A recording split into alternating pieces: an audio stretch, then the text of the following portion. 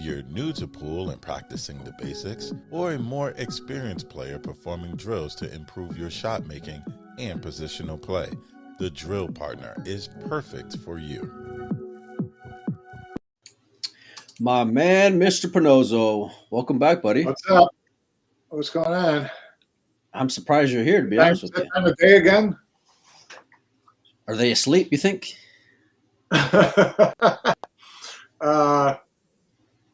Yeah, probably pretty good chance. Yeah, what are they, like plus 12 right now? Or is Yep. Philippines 13? 12? Philippines might be 13. So, yeah. I think it is 13. Yeah, I think we're pretty safe firing whatever we want to fire. Okay, good deal. I'll just erase the video. Plenty of time to get under the desk and hide. Yeah, for sure. MV's already back in the chat. Once again, welcome back, my man. I don't know where to jump into, Mike, first, because there's so many things to talk about even still. I don't know what the hell I was thinking of taking yesterday off, because we need as many days as we can. I think this week's going to be pretty hectic as well. Yeah. Well, I mean, they finally came out with the final announcements on the Reyes Cup, which surprised pretty much nobody who, kind of knew what the odds were with all these picks. So it got a little dicey though, Mike. It made it at least the ending of Hanoi at least opened up for some interesting conversations, I'll say. Yeah. It did, but more so to me for Mosconi than for Reyes Cup. Reyes Cup, the only question once they announced Huang and Jay, then you knew where the final pieces were. To me, there was really no doubt what the final pieces were to each of those teams.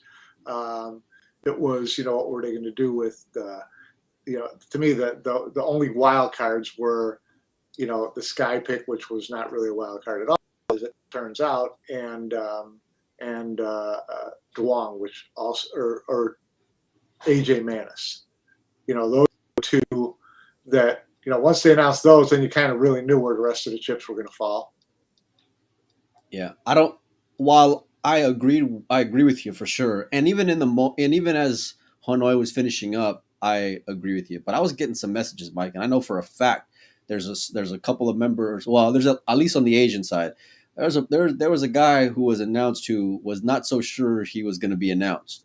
And I thought it was an automatic, and we talked about him the entire, past couple of whatever, as far as those are those are off the table issues that may have affected, someone's thinking whether they were. No, I think it was more like closer to your argument. We talked about you brought up a great point last week as far as having, two Filipinos with the addition of AJ. So like, what would the third bring, and I think that's where a legitimate argument came in. And on that note, I mean, Robbie made at least a good fourth quarter attempt at stealing the spot. You know what I mean? But I think even had he snapped it off, it still would have been extremely hard to justify, in my opinion, anyway. So, but he still had a hell of a tournament for sure.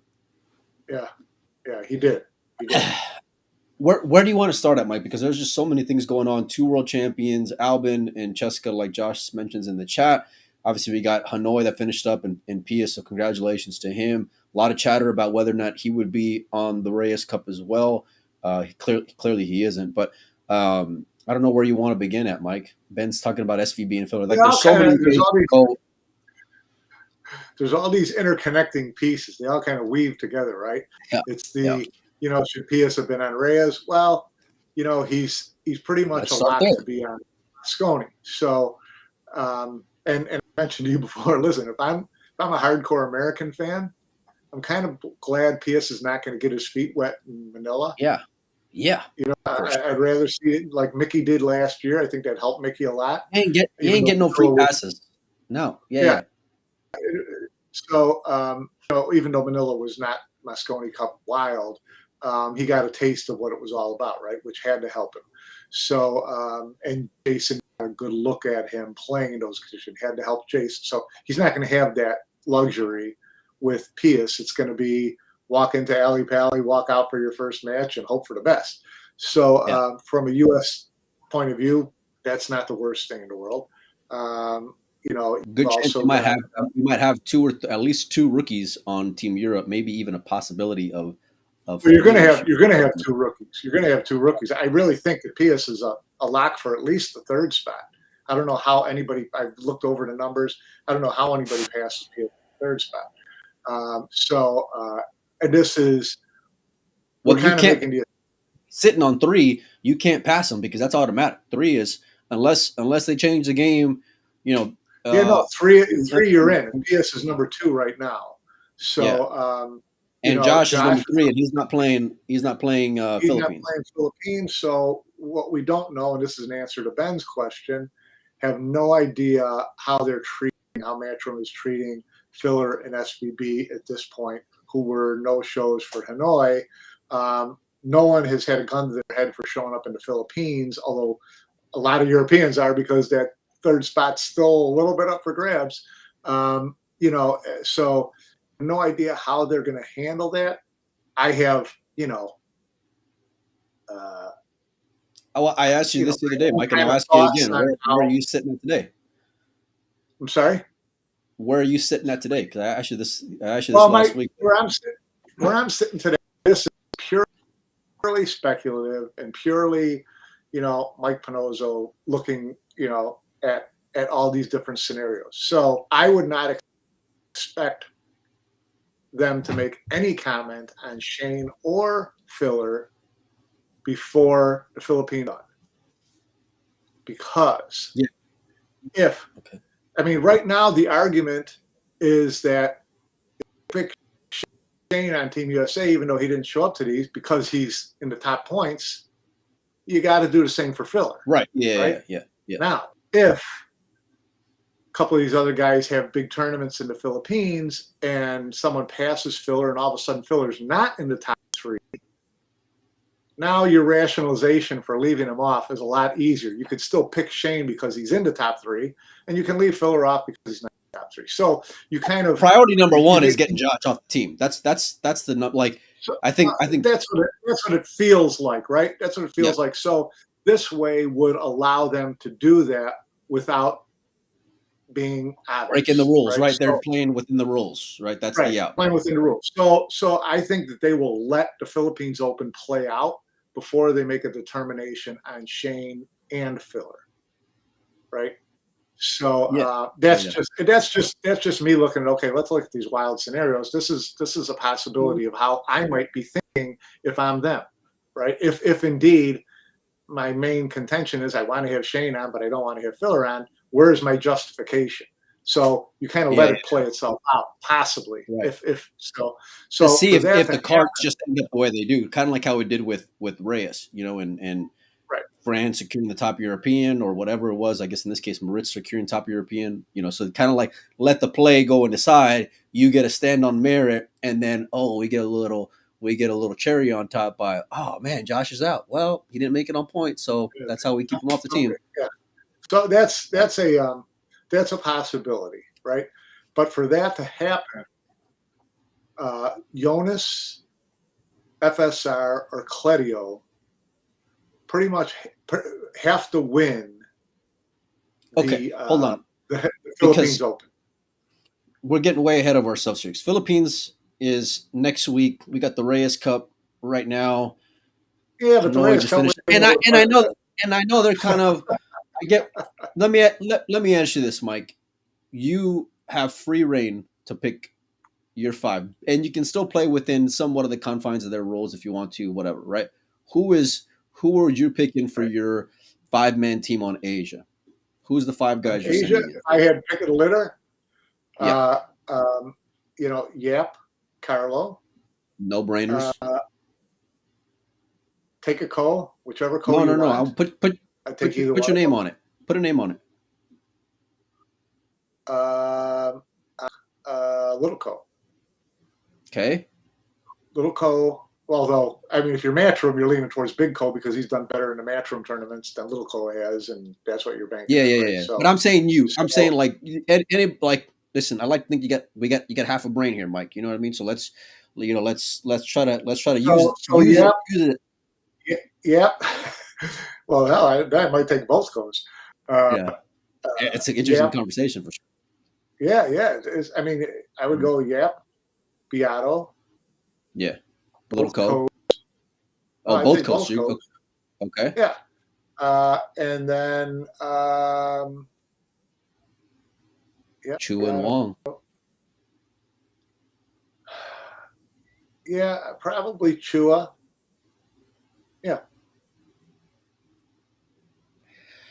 The co one is the only one where it gets a little interesting. And I was kind of weighing this out myself also, Mike, because I'm like, how can I leave one off versus the other? I think, look, Take them both. I wouldn't. I was with you Right. until then. Well, because I do understand and grasp the value of Huang in terms of viewership. You know, I like genuinely do. Well, then, And but you didn't answer. You asked me who my top 5 players would be, because then I would pick Huang over one of the two co's for sure. If it was if it's a visibility thing. But if you're asking me yeah. the top Well, I 5 mean, like, Asian players to put into this, that's different. oh yeah, I mean, I don't think you can argue this season, but I think like you still have to have a little bit of I don't want to say common sense because I'm not trying to dog on you at all, but like just in terms of like the value that he brings in terms of that market and the viewership and the potential spike of what that can do for the overall. And by the way, I picked my best. That's what I picked. So you got both Co's, Carlo Yap, and Chua. I ain't mad at it. I'm not mad at it. And like honestly, God, I'm really not. The only thing that I might shift is Big Co for Huang because I would pick Little Co, and I would. And to me, it's not close. I mean, I get like one of them within their tournaments, and okay, I don't care. Like Little Co has had a better year. He's playing better right now. I think you like if you're gonna tell me that's my rookie, fucking let's go with the rookie, buddy. You know what I mean? I'm good with it because that kid's got about as cold blooded a spike in his veins as you can ask for. But like I said, I do see the value in picking Huang personally, and not to mention the fact that like we've talked about countless times on the show. I think in that arena he surprised me more than anybody because I thought he had rattle written all over him walking into Manila, Mike. And for me, he stood taller than everybody, except for that last day when Yap stole the MVP. Like I mentioned before, I thought Huang was the MVP. I thought he was super clutch and came with some big time cold blooded shots. And I mean like big positional shots along with pot and balls. You know what I mean? Like it was a great combination. That's the reason why I would pick him. But again, I wouldn't be mad either way. There's no way in hell I'm leaving Chua off that team. Like under any circumstances, there's no way I'm leaving Chua off that team. Just me, myself personally. So, but let me ask you this, Mike. I'll ask you the same question, except this time we're going rest of the world. Rest of the world. Which by the way, it's a terrible name. Like I'm not. It's a terrible name. I don't know who thought of that, but it should have had a veto. And now it's cleverly called. How does that is that the hook? Like you thought that was gonna hook fans? Is that what you thought? It was a crew team. Yeah, Coxman. It's a terrible name. Anyway, if I'm picking Team Europe to win, no, team that could win the Reyes Cup, I am picking Federer. Okay, I am picking no brainer. Jason. Okay. I am picking. Probably picking FSR.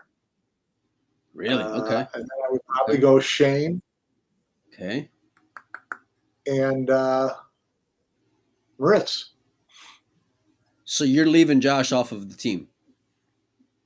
Oh, Josh is in the equation. Oh no! If Josh is in the equation, Josh. That would be my fifth. Oh, over who though? Who would you be taking? Moritz. Over Moritz. But Moritz, correct me if I'm wrong, Moritz has a higher banked amount in terms of where he sits at currently. Oh, listen, right? I'm going by who I think could win this tournament. If I was going by ranking and performance, Jason wouldn't be on the team. But this is different. This is a different animal. This is a Reyes Cup. This is a Mosconi Cup. You pick based on that. That's why I would pick Fran. That's why I would pick Jay. If you're going on performance, you're going to pick Moritz. But this isn't Moritz arena. It's Jay's arena. So you're going to take it. If you want to win this, he's going to be on your team. Okay, so one more time, just so that way we're clear here. You got Federer, obviously. You got Jay. Yep. I Okay. got Shane, Okay. FSR, and Josh. No Jay. That's no wait. No, I said Shane. Jay. So you Shane, leave Feder, then. Reyes. Jason, FSR, and Filler. Okay. I'm not It's there. pretty strong. It's a pretty strong top. If you're looking for pedigree, you're not going to get a whole hell of a lot better than that. I'm starting with Josh. Josh is my number one pick. If you're telling me like I all bet like wasn't ranking them. I just think those are my five guys. Yeah. I'm going Josh, Jay, Federer. There's three. I'm going Shane. Yeah. There's four. Yeah. And then number five. I don't even know who's on the table here. You know what? Fuck it. I'll take a loss with not having a fifth player, and I'll still win with those four guys. How about that? That's how strong. That's how strong I believe in those four guys right there. You know. Yeah. Josh. I think if that was your five guys, like I mentioned with FSR and whatever, I think actually Shane's freewheel. Then I think Shay's freewheel. No. Kachi. I'm going Kachi. And here's the deal. One, Kachi over who? Oh, is your fifth guy? Yeah. I'd pick. Okay. Hear me out for a second. I would pick Kachi because one, the kid's got experience, and I'm talking about big Kachi, by the way, not little Kachi. He's got experience, right? Number two is that what Wong brings in terms of viewership, Kachi brings in terms of storylines for me going into Manila. You know, if that big motherfucker's got to get security, we'll get security for him. You know, I don't think he's gonna need security, but we can get him some security. Okay, but so I would throw Kachi in there because he's got experience, because he's been out there before. He plays with pride, does Kachi, which I love that, by the way. You know, and look, we got a whole show plan just diving into like stats and performances throughout the year and a whole bunch of like the players who were actually in. Yeah, so we're gonna go over that in a follow-up show, hopefully by tomorrow. So make sure and stay tuned to that. But those would be my five, Mike. And it's not to say that like, look, Fran, great player, great player, and I get why they picked him. I really do get why they picked him, but he hasn't won anything in 2025. And I know they got this like wonky like system in place where like they're picking from Perry from last year, which he did win, and I get that, you know. But when I'm looking at like, if I'm looking just at 2025 in a vacuum, and I'm not saying Kachi's done any better, but that's what I mean. Like they're close. You know what I'm saying? And that's where I'm like splitting hairs here a little bit in terms of them. Like Jenny Ann says, Kachi Stoneface, and the fact that he would be going into Manila, right, knowing all the shit talking that was going on social media, I think he would play with that much more inspiration and motivation, and he can be a little big, not a little, he can be a lot big time in his own right. But that would be my five guys. But Mike, let me ask you this then, because we both talked about who we would have on each of our teams. Clearly, that's not what we're left with. We saw the and I'm gonna turn off the chat here for a little bit, you guys. I'm gonna bring up the teams here. So obviously that's not what we're left with, Mike. I'm gonna start with Team Asia. I think it's a little bit easier to go and start with Team Asia, Mike. And I kind of just want to get your overall into what do you think about this team? I know we went on and on about AJ already before, but you know, what are you thinking as far as this team and what they can do? Well, it's like Team USA. When you go with the top three, it's stacked. You know, Beato Chua, stacked. Give me rank these guys, you know, in order for me, Mike. Not from what they were picked. In terms of where they're at right now, performance wise. Like how what's your radar clocks them at? Carlo Chua. And Huang and AJ, I'm assuming. Then Huang and then AJ. Yeah. Yeah. Okay. I'd agree with you there. Yeah, for sure. I think like, look, Carlo and Chua last year were a bit of an afterthought, which is crazy to think about, you know, and that was with them playing. They were not great. I mean, yeah, but like now they got another year under their belt, right? Plus, by the way, Carlo is the current world 9-ball champion, right? He probably would have snapped off another world championship, you know. I But think they felt the heat of playing in Manila. I don't think any doubt they felt the pressure of playing, of being the the hometown favorites, and these are our heroes. And you've seen Filipinos players in the past. The only thing that scares Filipino players is other Filipino players and Filipino fans. Makes them nervous. yeah. Well, I also feel like there was a sense of like, listen, we've been asking, like, as a whole, right? Like we've been asking for this for a long time, right? So like for them to kind of be the one to carry that out there, right? And the history of Filipino players, it's like I felt like there was a little bit of that, a lot on their shoulders. You know what I mean? Like just as far as weighing them down a little bit. You know what I mean? Yeah, they feel it. They do. I've seen and I get that, completely, because it's like you didn't want to be that team knowing that like the whole world has been asking for this event for the longest time. You don't want to be that team to like shit the bed. You know what I mean? Right. And so I feel like in that aspect, and to be fair, like that's where I was just amazed at what those two dudes on the right did. In Yap. They carried them last year, and Beato and Carlo did. Beato and Johan did not. So basically, they're going to have to come up this year and play a lot bigger because you just traded Big Co for AJ Manis. Okay, it's a big step down. I don't care how good the kid's going to be.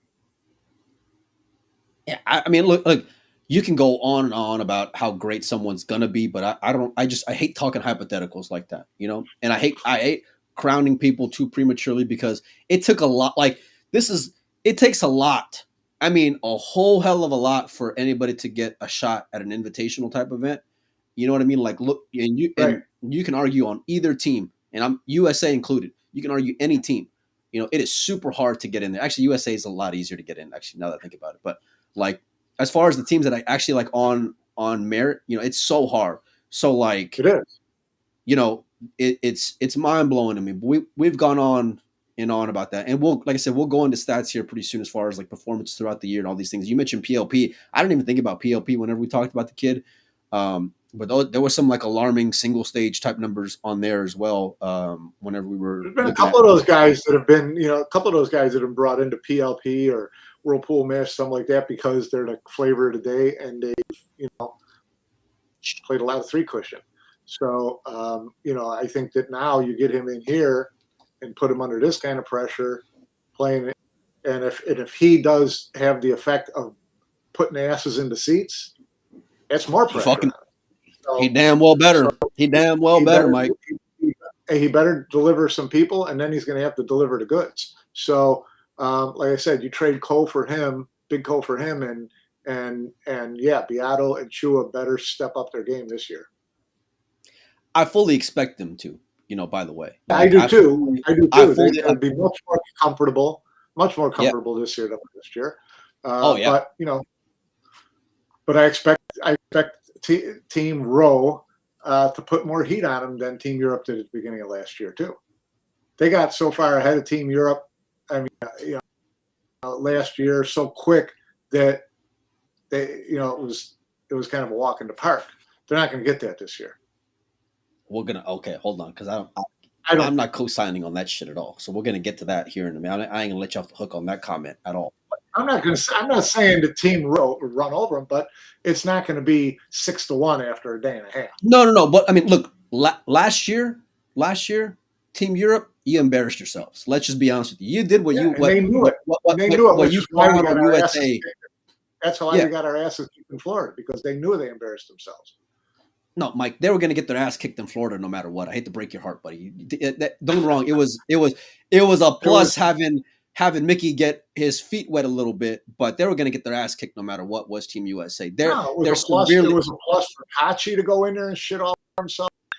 Fair. It was a plus for Jay to go in there and see all that stuff happen. I mean, believe me, they were a lot better in Florida than Boston, like they did in Manila.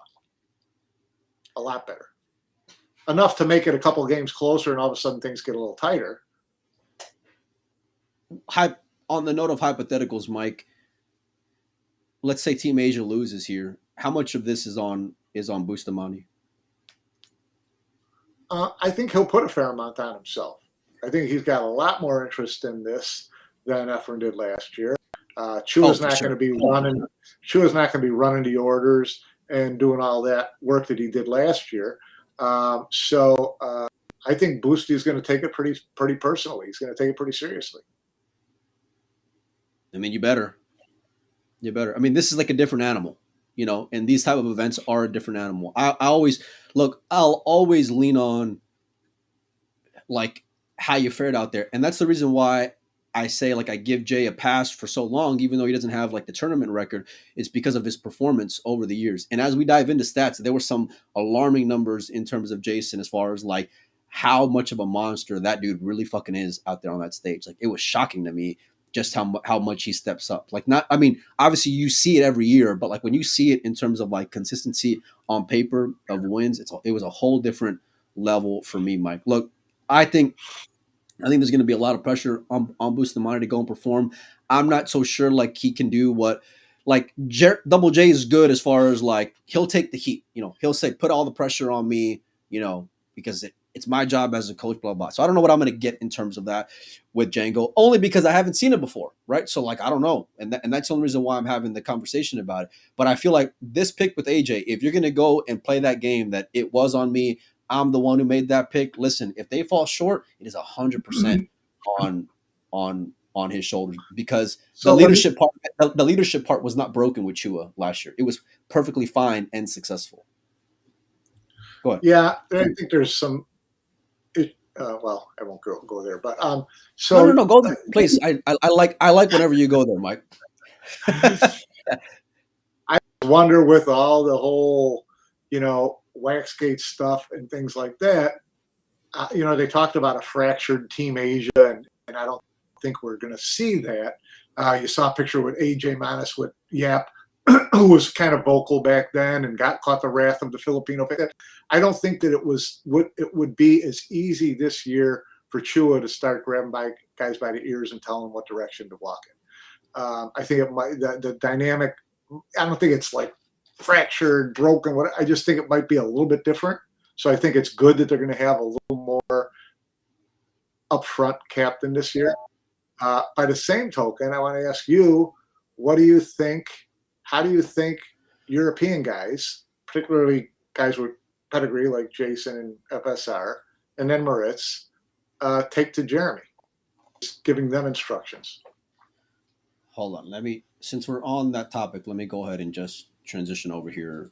Before we do, before we like on the note of like what you mentioned in terms of leadership and the Asian team, like I just feel like I think like the discussion, while it may be fair, I love initiative, and so to me, once you're an alpha in that arena, you just like you don't question it, you just are, you know what I mean? And that was one thing about Chua where I just loved because it was like he just took it. You know what I mean? Like he took the reins and the leadership whenever, like if you were to look at a hierarchy or a pecking order, he wouldn't have been that number one guy, So for him to kind of just take it on, it's like that's just either you got it or you don't. And there's plenty of guys who strategically he had it last year and they bought in.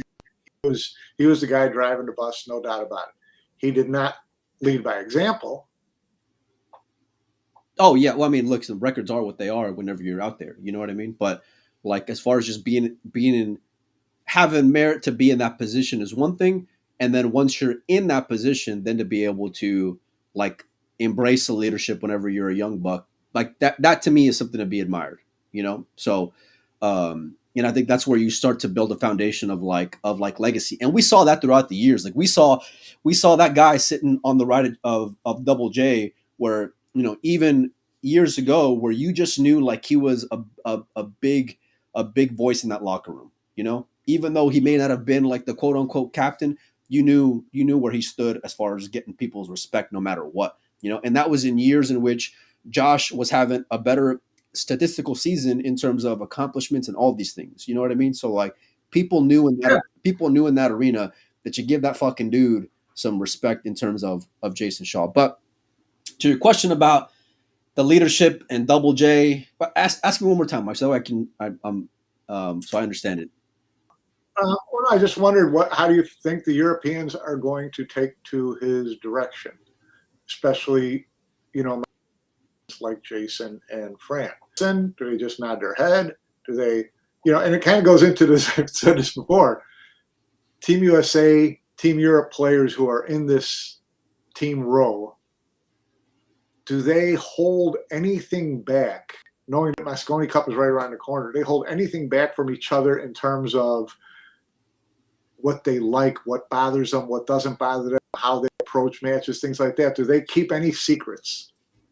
That's interesting. I don't think with any of those two guys who are on the USA side of things, I don't think there's anything that like that. And I don't even want to say the other Europeans, because really to me it's just Jason.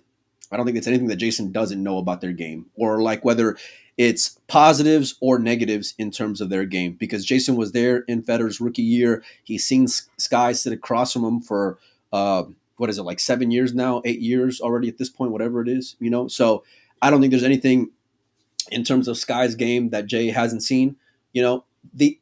As far as like being able, if I'm Jason, to kind of take a step back and defer to Double J, I don't see why I would if I'm Jay. No disrespect to Jeremy, but if I'm Jason, I'm thinking you haven't got the job done. One, you don't.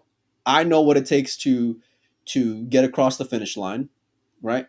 And whether it's from a motivational standpoint or from a like when you're just setting guys up as far as the process and the preparation or whatever, And if I'm Jason, to be honest with you, I don't know that I want like Double J having a thumbprint on my guys who are going to be my guys come December.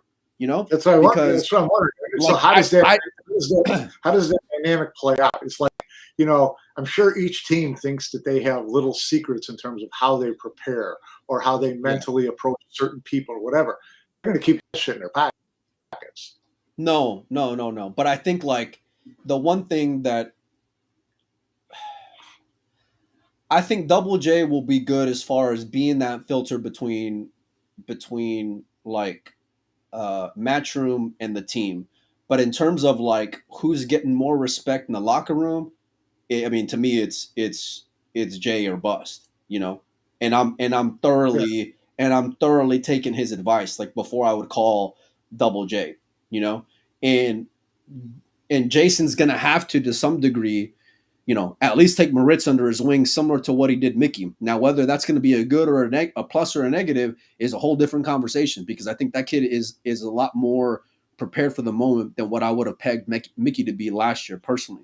Yeah, that I agree with.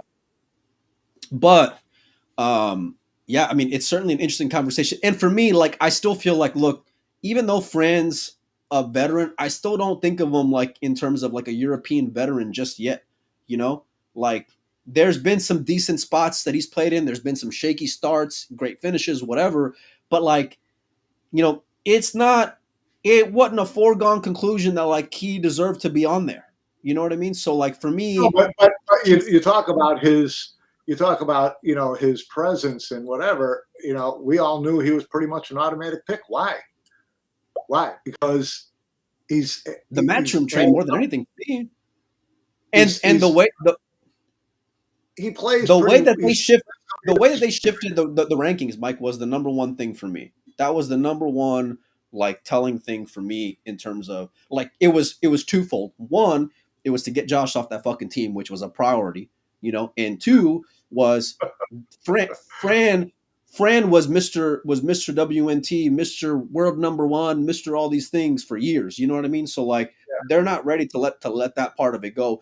Plus the Q-Tech fact, there's a number of different factors. Not to say that Fran isn't deserving to be there on there, but it's not like he wasn't stealing to be on that spot. In other words, And I think given the fact that he's not hard to justify, even from his ranking, even though he hasn't won anything. You look at the various rankings, his ranking for this year, the 2020, since last year's Reyes Cup or whatever, he's right up there.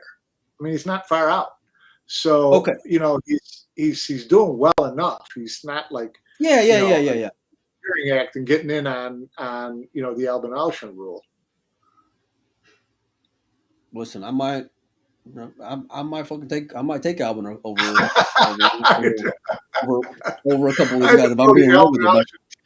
But for you. Don't be bringing up my guy Albin, because Albin's putting some more respect back on his name with that with another world championship under his belt. But let me ask you, and here's where the argument comes from, Mike, and this is where the conversation gets interesting to me, because if I look at Asia, right, there's no brainers on Asia for me. The no brainers for Asia, Yap, Chua, Carlo are no brainers for me. Correct. So, but like when I look at these guys right here, the no brainers for me are Federer and Jay, and that's it. Like everybody else is up for discussion. Now, kudos to Moritz for earning his spot, especially considering the timing of it. When I don't think he would have been on this team come 3 weeks ago. But like everyone else, listen, your asses weren't safe. At all. And the fact that you can even have a discussion just shows it, because listen, you're never gonna with Federer, you're never gonna argue him not being on that team. With Jason and what you've seen over the years, you're never gonna argue him not being on that team. Maybe I take that back. Maybe you can, just because his tournament season isn't as great as others, but you can argue what he does out there year in and year out. He's king of the race back. Yeah. But like.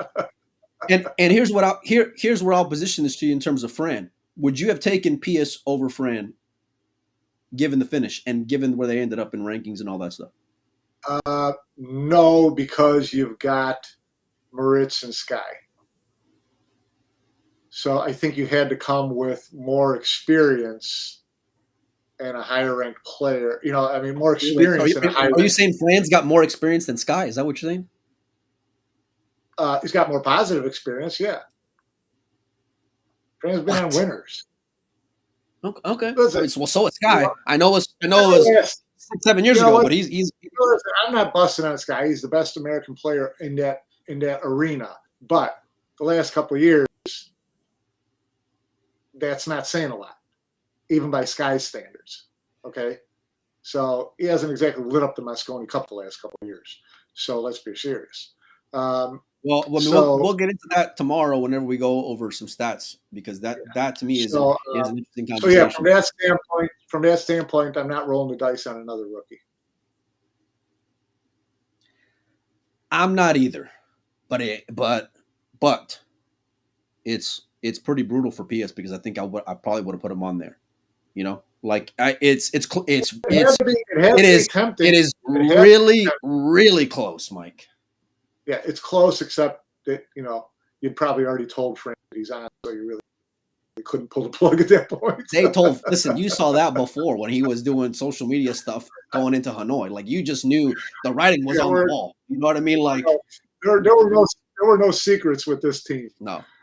All the reels with Jay and Juan and Fran and whatever. It's like, okay, here we go. I just want to reply to Jenny Ann here, who's like always on the money with this stuff.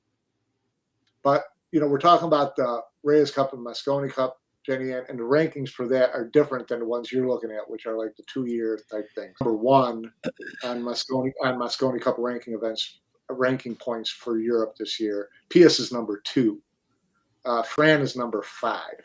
So, like I said, not a big reach going to Fran if you're looking on the points that determine automatic spots, right? So that's what I'm thinking of. I've said this before, Mike, but I feel like when it comes to Matchroom and some of their decisions, especially as of late, it's like I feel like there's this really big like conflict in terms of who they want to be. Whether they just want the drama and the story, or whether you want sport and the best players. Like, and I feel like the way that they kind of middle things just really does a disservice to what the potential of the event can be. And that's part of where, like, if you're telling me, go ahead. Good. No, I mean, like, it's just that's just where I really take big issue, because we talked about who, if you're telling me like I'm gonna throw in an AJ, right, then I'm looking for stories, right? I'm looking for like big upside swings. I'm looking for big I want a big wave coming in. Then the hell with Fran. I'm putting in Kachi on that team. But then but then the writing on the wall is, well, he isn't the same year as Fran. Okay, but like it's close, right? You can say that their years are like similar. But you have to allow them to value Hanoi. Oh, you talking about Claudio Kachi or Big Kachi? Big Kachi is who I was referring to. Well then, if you value Hanoi like they really do, then they really do. I'm not going to blame them for leaning on that, using that as a little leverage. Okay, if it's not important to you to be there, then don't make it important to us to have you. And I don't mind it. Now, yeah, but I will agree with you. Go ahead. No, you go ahead. Finish it up. I will agree with you that I think Matchroom is fighting a little bit of an identity crisis right now, trying to figure out what they want to be. And as I said before, I think a lot of that is driven by this clusterfuck of an end of a year with people dodging over here, playing over there, not playing here, not wanting to do this. It kind of shifted the goalposts a little bit, and so they had changes, and that's what drove a lot of this getting a little bit more away from the merit-based and how do we create more views, make people want to watch WNT over anything else, whatever that is. I think that's driven a lot of their kind of schizo, decision making in the past 6 months. Okay, but if the ultimate goal is to get views, right?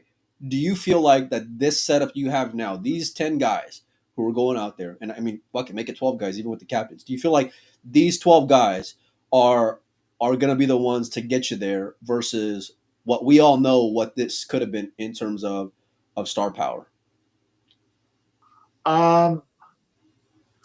Yeah, I mean, I think this is up to them to do that.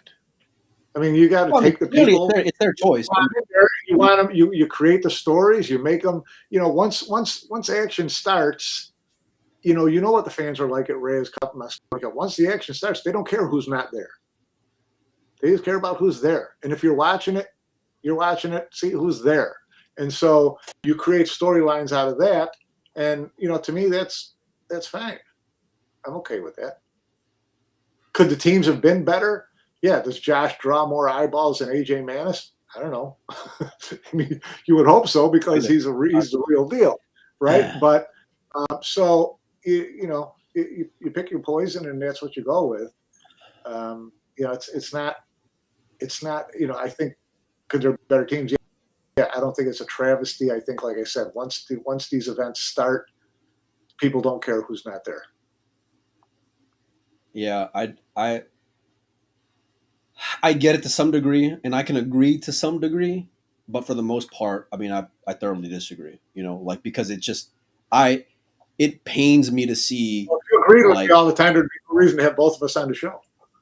Well, yeah, but I mean, listen, I'd be kicked off this fucking show before you would at this point, Mike. So, but no, it just, and that's the part where like the passion and the shit talking comes from, at least for me, because it's like, that's where I feel like the fans are getting shorted. And that's where I feel like it is hard to buy in to like these bullshit storylines. Like, I don't want to see a video of Jay's reaction to getting on when Jason was already in social media a week ago talking about, I'll see you in Manila talking shit to Filipino fans, because it's very disingenuous and it's fake. I don't want to see a video of Double J telling Sky, oh, you're getting in. Oh, wow, I can't believe it. Oh, wow. Okay, it's a good thing it just happened. I'm so glad I came to Asia. Wow, I had no idea that I was, I had no idea. Shocking. I mean, like, it's just, and that's just the obvious ones where like you're manipulating the storyline and you think people are gonna buy the bullshit. Yeah, you gotta remember that we are, we and the people who are following here, and we are a small percentage, hopefully, of the total people who tune in and watch this stuff, right? And so we are really dialed in on the inside, and that's going to be a small percentage of what you hope your audience is. We get a lot of people on here who ask questions like, they don't watch this a lot, and this is the insiders group, right?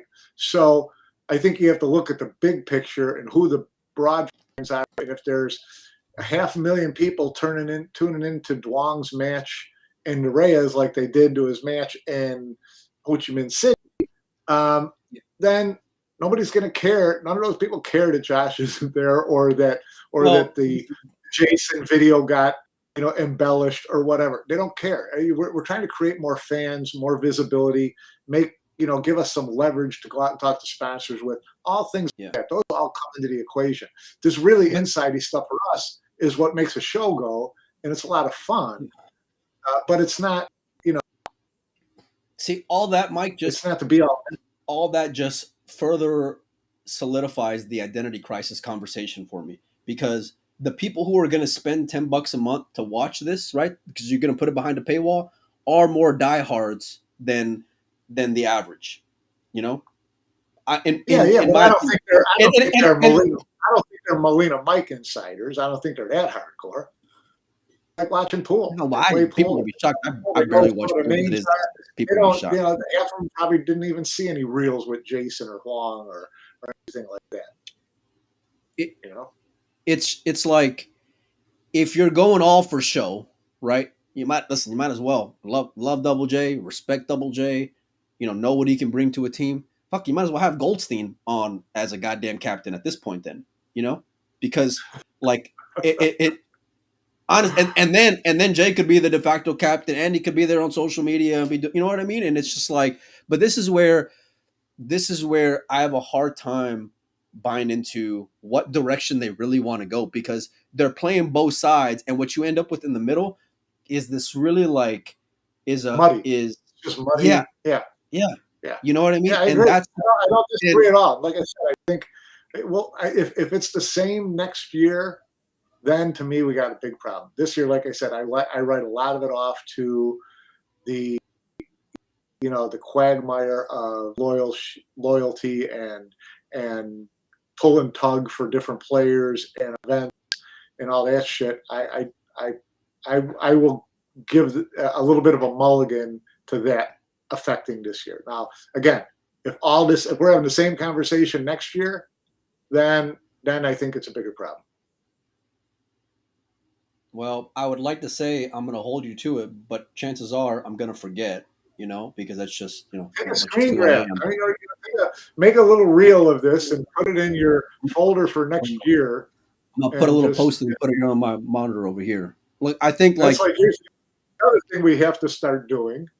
When you see stuff posted on a Matchroom site, make screen grabs, because they change that shit all the time. And all of a sudden it just disappears.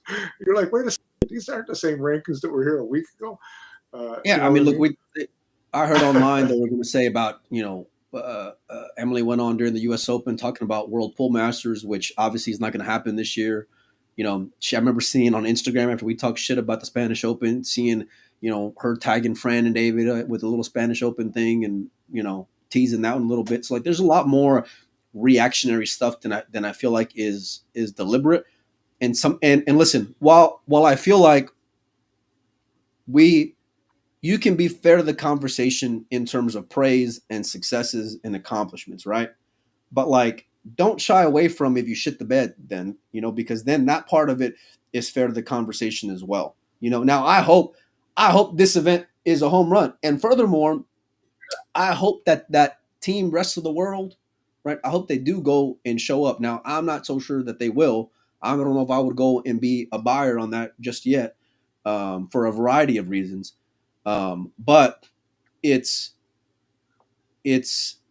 you are putting that on your shoulders because this is your baby, So like, if it's a flop, hey, listen, it falls on you. If it's a home run, hey, listen, that falls on you too, Yeah. So, but you got to be fair to both sides of it.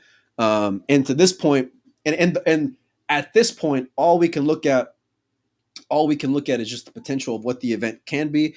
I still would have brought back Team Europe for a chip on my shoulder kind of storyline in terms of like, I got something to prove here, because that would have been more compelling than what I feel like we got here personally, Mike. And I know you probably. I disagree. Yeah. Yeah. Let me ask you this, Mike. When they first announced this Team Rest of the World, remember I was one of the shows says I don't like it. I think it should be. I know. It's interesting. But then well, you're the one who talked me out of it. I mean, it was this whole, here's Asia's obviously the best. Team USA is, that's not probably a good scenario for you, and you just can't keep having Team Europe go over there to try to even to score. Okay, if you're trying to create something that you can do every year, that Asia against the rest of the world really is pretty compelling. I'm not saying every year, but I wouldn't have pulled the trigger just yet. That's all I'm saying. I'm not. I agree with you there. 2 years with the same teams. That what? What's the point of doing 2 years with the same team? I don't think it would have been all that. No, compelling. I mean, like this year, I give a shit. I want to see the best event that I can see. Here's why: is because, like, just for how big chested the Europeans got for so long, it was good to see them get a little bit of humble pie. Yeah. And now I like they don't have a chance to respond. I like that. You're just gonna have to live with the fact that you went out there and changed the rules. You're just a fucking American homer, Mike. That's what it is. You're just an American homer all the time. That's where like the root of the argument always comes from. You had 20 years of the Europeans pumping their chest at us. Now we get to say, hey, you were done in that Reyes Cup thing. We had to come in and help bail your ass. Well, look, let me tell you something.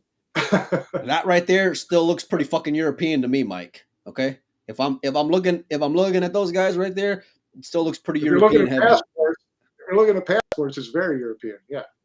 Okay. Yeah, we're checking. Yeah, that's where we're going at these days. Now, look, where do you give me a score line here, Mike, of what you think how this event will shift up and why? Team row 8s. Team row what? They get to 8. So 11-8? Yeah. What was that would be my line. What was the scoreline last year? 3? 4? Maybe the chat can let us know because we should probably. It was like 5, I think, or something. Yeah, but if it was a lot of like. They won a couple on the last day because they had Jason. Yeah, I was gonna say it was like when you're playing with you're basically just patent stats at that point because they were already way out of it by then. What do they call it? Like garbage time points or whatever it is. Yeah, exactly. But look, Ben says 11-6. Ben, it probably isn't good for you to give a prediction, my man. It was 11-6. 11-6. Yeah, see, it felt like 11-3 because it was way out of line for a long time. It was like 11-3 going into the last day, whatever. Maybe that's what it was, yeah. Or like whatever, 8 or 9 or 8 or 9-3 or something like that. They pulled the plug. Yeah. So like, and here's the deal. For you better go and step up if you're these guys. Like, there's a lot of argument. Huh? Do they? Because listen, I think a lot of guys go and collect checks, Mike. That's an honest to God what I believe. Now, I'm not saying all of them do, but I'm saying there's some that do. Where I don't feel like that same passion that I get out of the Filipinos and pride is there. Do they have they announced prize money for this year? No. I haven't seen anything that they did. Hopefully I know what I was tomorrow because we both heard that it's going to be it's not going to be an even split like last year. Yeah. I hope it's not. I really hope it's not. Give them something to play for, right. Because all those guys like money, right? So give them something to play for, make it different, and make them go and earn it. More importantly, and at the end of the day, like, look, I hope 11-8 is great because that means it was 10-8, and if you're telling me it's 10-8 at some point, fucking let's go, man. Let's go. Because then that means that last day is going to be full of pressure and intensity and it's going to be packed in there as well, which is what I hope that event is. There's a lot of question marks there though. There's a lot because if would you set the line at 8 or would you set it lower? You're setting the line. What would you set it at? Boy. So they're going to 11, right? Let me think. Yep. Going to 11. Last year was 6. Yeah, I guess 3. I'll probably set 3, maybe 3.5. You know, um, yeah, I guess 3.5. Probably 3.5 is what I would Okay. say. So, um, but and listen, you're gonna So have to. if they eat, I win Yeah. because you're taking. So if they eat, I win. Okay, I'm in. Did you just back me into a bet here? Is that what we did? Are we firing some? See how much I've learned from you in the past year being Yeah, on this show. you're moving fucking good these days, buddy. You're moving. Milo says 11-5. Let us know in the chat what you guys think the scoreline is going to be for this year, given the current landscape of the teams. Look, I think that like there is a lot a lot of a lot of question marks on that side of it, and I hope that these guys do go and step up. I hope that I don't want to see Jay check out like he did last year. I don't want to see guys on their phone like there was last year, quite a bit, and just indifferent and whatever. I hope that they're Yeah, inspired and motivated. I think mentally some of these guys have some weaknesses where like if they do get from behind, you're going to see like that part of it get exposed a little bit, you know? And so and the Asian team are just full of killers and closers and they've earned it and all these things, you know. What is that? I'm assuming that's Maritz's mom in the chat, Mike. um, I don't know, but her but English was excellent. yeah, talk better than me. She makes a really good point. And listen, we don't disagree with that. I mean, I think that we've all kind of agreed if they want if you want to be in these, you should be at these events. But Hanoi Open was really the only one that was kind of a must do type of thing, and people did make their decisions, and they have to live with those. Yeah, yeah. I look. I know there was a lot of. I know there's a lot of guys who weren't there at other majors this year. Is what I'm saying.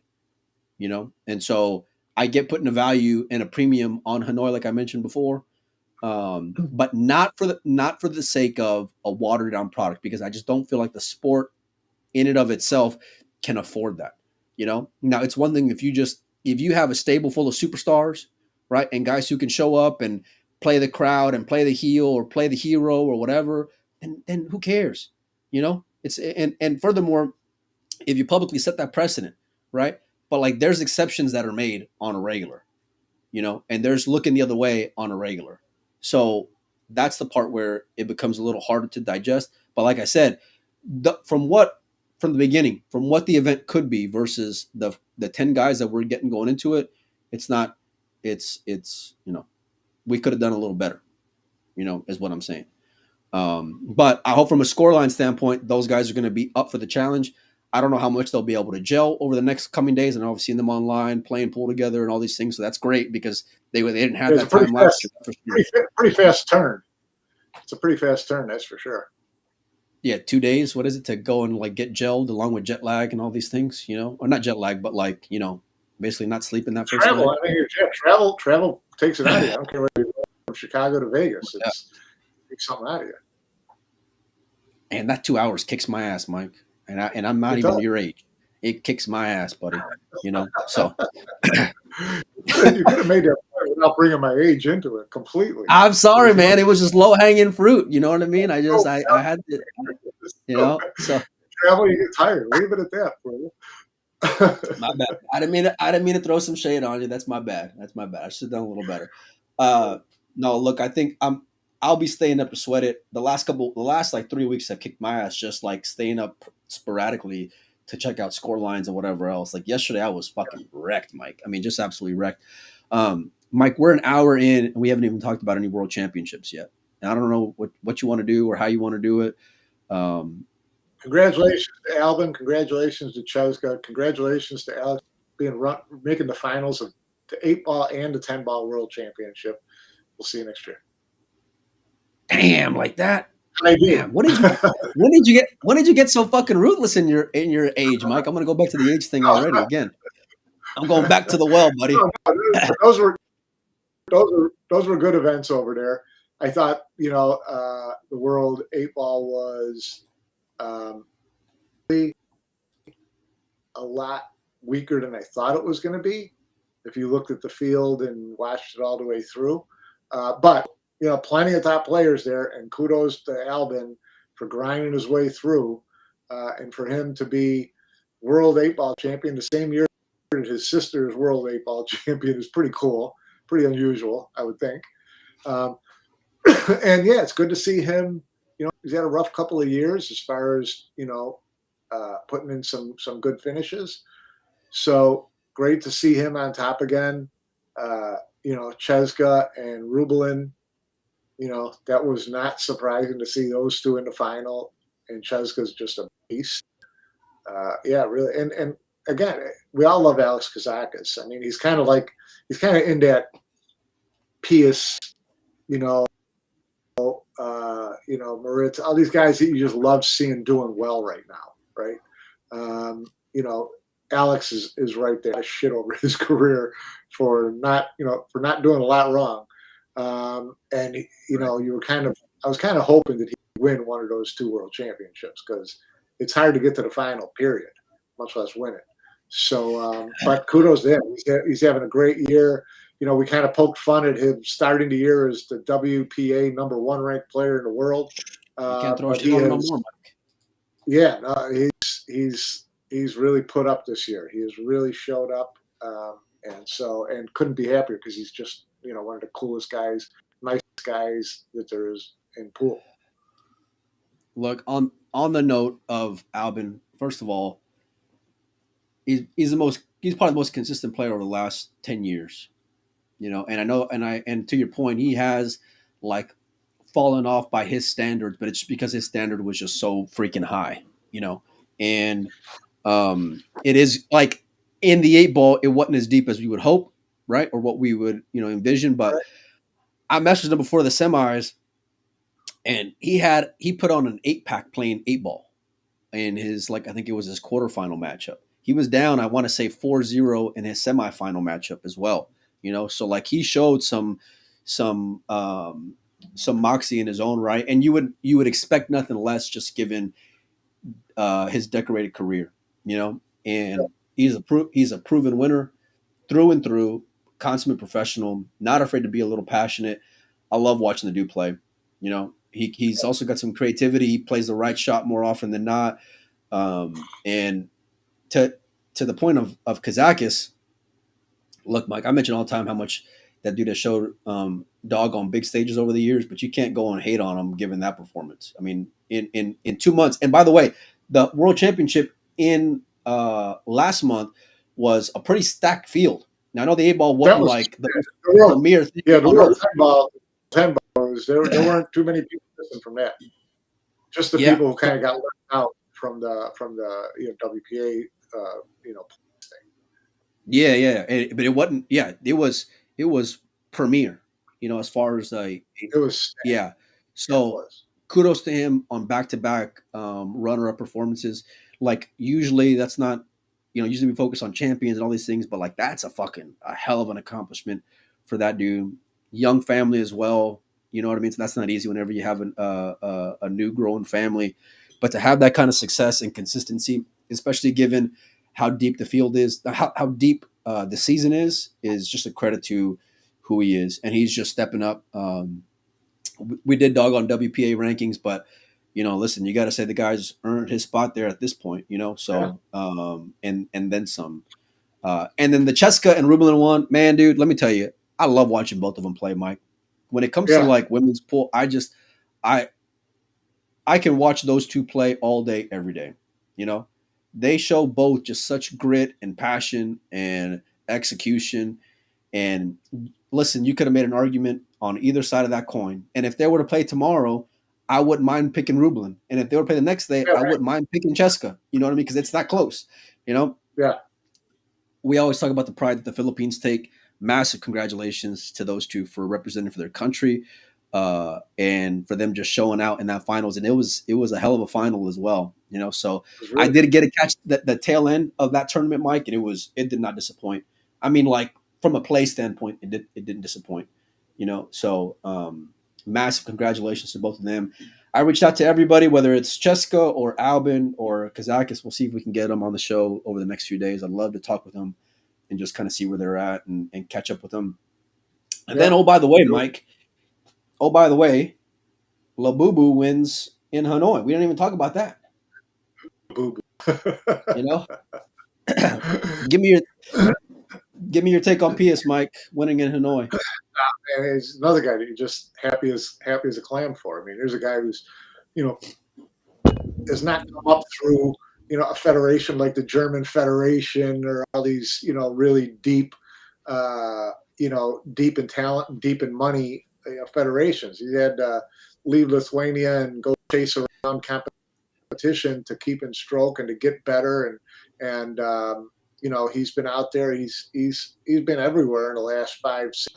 And we saw him have flashes this year, far and away his most consistent year. I mean, he was right up there to come from 30th place to all of a sudden to win a tournament.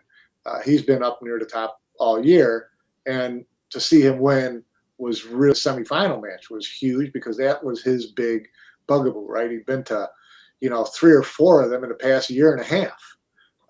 That was against Harry, right? Is it against Harry?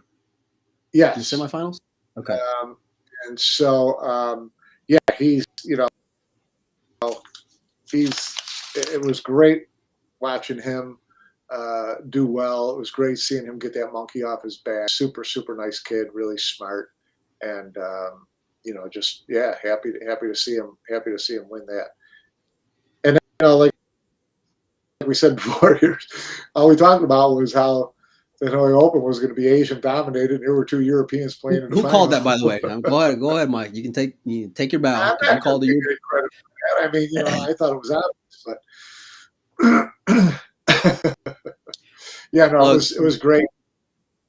You can't help but root for the kid, and he's always got such good energy. If you ever run into him, he's always got a smile on his face, and you wouldn't know if he's still fighting through, in the final 8, or if he, just got knocked out in final 64. Like, he's going to have the same disposition, every time I run into him, and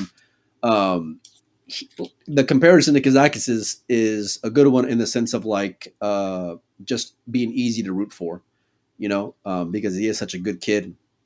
Yeah. For me, there was 2 things that I took away from that one, and one was the quarters, because beating Carlo Hill in Hanoi, no less. That was the one to me where I was like, oh man, because it does not get any bigger than that, Mike. The stage, the opponent, right? Like, that was the equivalent of winning, the major for me, Mike. And then, but we talk about the letdown thereafter all the time on this show. And for him to follow that up was absolutely remarkable. And for that matter, Moritz making it to back-to-back finals as well. That was a hell of an accomplishment in his own right, But the finals for me was the other one. Yeah, because the finals for me was just Pius was playing like bully pool, and I know there was spots in that match, especially towards the end, where Moritz was clawing back to make it a match. But for the most part, it was just the Pius show, like he was just playing so strong. And it's one thing when you're playing those matches and you see players where like they're having to claw their way through, it's one thing. But when you go and bully somebody in a final like that, especially a guy who was having momentum that Moritz was having, and then I think about the Carlo thing, then I think about the semifinal. It's like all those things come together. Could not be more happier for that young man. That was pretty strong. I'm glad that he earned his spot in the Mosconi Cup. As a competitive side of it, I hope that seeing a couple rookies on there is going to make it for a much more interesting conversation for sure. We talked about that a little bit before. I mean, you've got a really good chance if Josh is indeed the table, then you got a really, really good chance of Moritz, Pius, and Cledio getting to 3 automatic spots on Team Europe. How wild would that be? Shifts the line dramatically having rookies, but the other side is they're rookies who are in form then. So it's like, be careful what you wish for. You know what I mean? So it's like pull out of the hat. playing three of the best players in the world right now. So yeah, you got to like their chances. It's still going to be a little knee knocking for them at the beginning. You know, it's still going to be an arena that they've never had before. They've never been in before. So you know, it'll have an impact. But yeah, three amazingly strong players, and if you got three rookies like that in there, you know, Fran's looking pretty good again for a pick. For sure, he's looking good.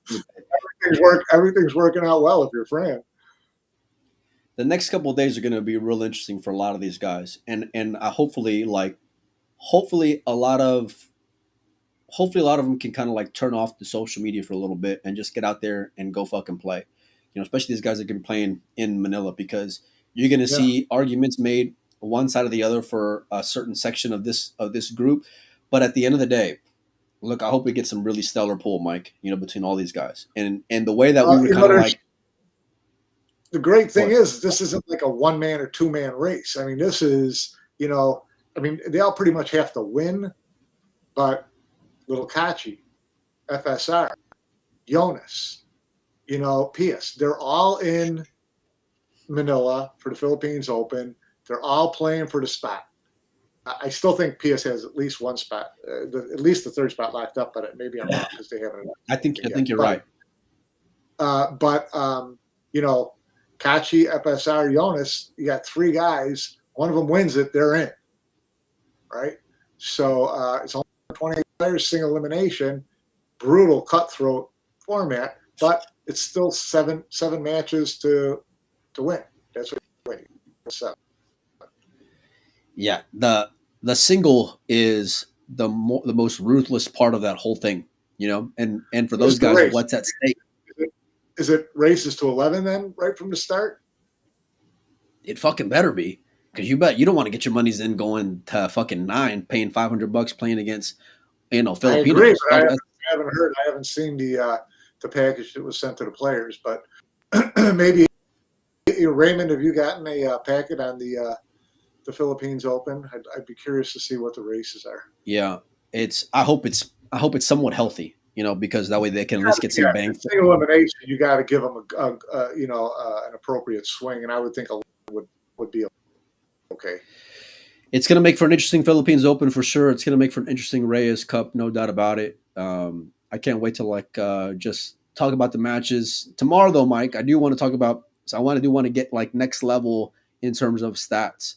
And so we're going to go over that and just kind of take a really like deep dive into some of these players who are on these teams and really where they're at as far as win percentages and things like that over the last few years. So make sure and keep your notifications on.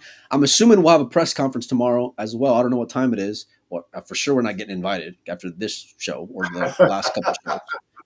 So you can count on that not happening. But I'll be checking it out whenever it does come on the Matchroom pool. Fill out your media form? Didn't you fill out your media form for the Reyes? I think I did. Yeah. Did I tell you the name I put on the the form? Troublemaker. No. I put your favorite pain in the ass podcaster is what I put on the name, like where you type in your name, and so I'm assuming they know who. I don't think there was a lot of confusion there. It was about as obvious as like Jay making the European team. You know what I mean? So it was like you just some things you just know. But no, it's gonna be an interesting couple of days for like, even though it's not the 10 guys who I would hope it would be, I can't wait to watch this. You know, because I want to see. I can't wait to see how it's going to shape up, how it's going to shake out, and just see what the end up score line is going to be. But tell you what, man, if they get down early, I hope it's not like last year, Mike, you know, because then nobody wins at that point. So anyhow, Mike, you got anything else before we get out of here? All right, you guys enjoy the rest of your day. We will for sure be back tomorrow. Keep your notifications on, and thanks everybody for hanging out with us. We'll see all you guys and gals a little bit later. Cheers, everybody.